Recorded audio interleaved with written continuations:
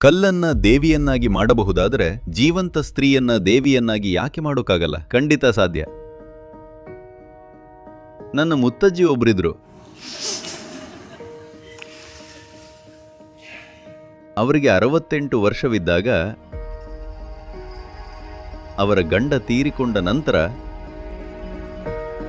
ಸಂಸಾರ ಬಿಟ್ಟು ಹೊರಬಂದು ತಮಗಾಗೇ ಒಂದು ಚಿಕ್ಕ ದೇವಸ್ಥಾನ ಕಟ್ಟಿಕೊಂಡ್ರು. ಅವರು ಅಲ್ಲಿ ದೇವರನ್ನ ಸ್ಥಾಪಿಸಲಿಲ್ಲ, ಅಲ್ಲಿ ಅವರು ತಮ್ಮನ್ನೇ ಸ್ಥಾಪಿಸಿಕೊಂಡ್ರು. ಅವರು ದೇವಸ್ಥಾನದಲ್ಲಿ ಕುಳಿತಾಗ ಯಾವುದ್ರ ಬಗ್ಗೆ ಬೇಕಾದರೂ ಹೇಳಬಲ್ಲವರಾಗಿದ್ರು. ಇಂತಹ ಎಷ್ಟೋ ಸ್ತ್ರೀಯರನ್ನ ನೋಡಿದ್ದೀನಿ.